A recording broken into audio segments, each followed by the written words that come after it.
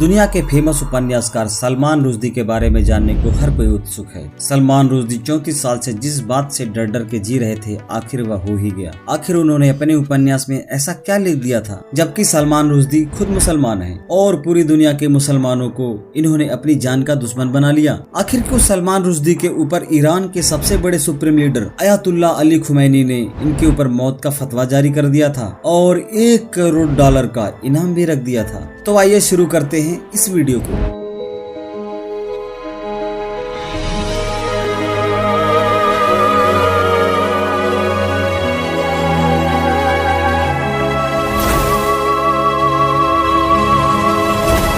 सलमान रुश्दी का जन्म 19 जून 1947 को मुंबई में हुआ था, यानी कि देश आजाद होने के सिर्फ 2 महीना पहले। सलमान रुश्दी जब 14 साल के थे तब उन्हें पढ़ने के लिए इंग्लैंड भेज दिया गया था, क्योंकि वह एक बहुत ही अच्छे संपन्न घर परिवार से थे। बाद में उन्होंने कैम्ब्रिज के किंग्स कॉलेज में इतिहास में ऑनर्स की डिग्री ली। वो ब्रितानी नागरिक बन गए और धीरे धीरे इस्लाम धर्म से दूर होते गए। उन्होंने कुछ समय के लिए एक अभिनेता के रूप में भी काम किया। इसके साथ साथ वो उपन्यास भी लिखते रहे। सलमान रुश्दी का पहला उपन्यास ग्राइमस था, जिसे कोई खास कामयाबी नहीं मिली। सलमान रुश्दी ने अपनी अगली किताब मिडनाइट चिल्ड्रन लिखने में 5 साल का वक्त लगाया। इसे बुकर पुरस्कार मिला और ये किताब दुनिया भर में लोकप्रिय हुई। इसकी लगभग 5 लाख से भी ज्यादा किताबें बिकी।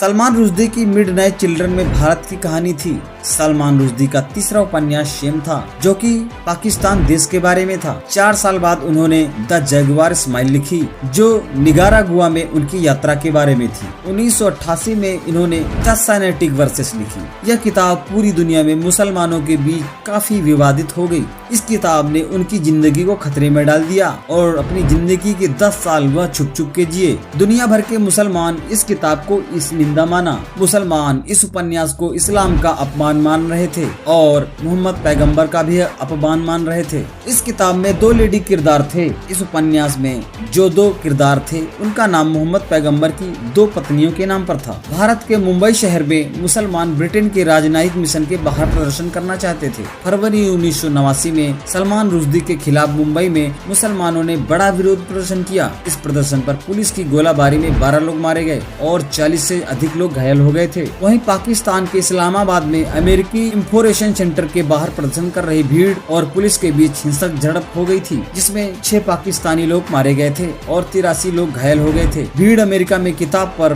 प्रतिबंध की मांग कर रही थी। 1989 में जब ईरान के सर्वोच्च नेता अयातुल्ला खमेनी ने रुश्दी की हत्या का आह्वान किया, यानी कि उनके ऊपर फतवा जारी कर दिया, तब दिल्ली की जामा मस्जिद के शाही इमाम अब्दुल्लाह बुखारी ने भी उनका समर्थन किया था। आपको बता दें कि दिल्ली के जामा मस्जिद के शाही इमाम ने भी सलमान रुश्दी की हत्या का फतवा जारी कर दिया था। अमेरिका, फ्रांस, ब्रिटेन आदि पश्चिमी देशों ने सलमान रुश्दी को दी जा रही हत्या की धमकियों की आलोचना की थी। मुसलमानों की चरम प्रतिक्रिया के खिलाफ हुए प्रदर्शनों का यूरोपीय देशों ने भी समर्थन किया था, मगर ईरान कुछ ज्यादा ही कट्टर था, क्योंकि ईरान में उस समय इस्लाम का उदय चरम पर था और लगभग सभी यूरोपीय देशों ने ईरान से अपने अपने राजदूतों को वापस बुला लिया था। हालांकि इस किताब की सामग्री की वजह से सिर्फ लेखक सलमान रुश्दी को ही धमकियों का सामना नहीं करना पड़ा, जबकि इस किताब का जापानी में अनुवाद करने वाले अनुवादक हितोशी इगाराशी को शुकुबा का शव जुलाई 1991 में टोक्यो के उत्तर पूर्व स्थित में एक यूनिवर्सिटी में मिला था। वो एक असिस्टेंट प्रोफेसर थे। इस प्रोफेसर के चाकू से गोद कर हत्या कर दी गई थी। इसके बाद जुलाई 1991 में ही इस किताब के इतालवी अनुवादक इतरो कैप्रियोलो पर मिलान में उनके अपार्टमेंट में हमला हुआ था,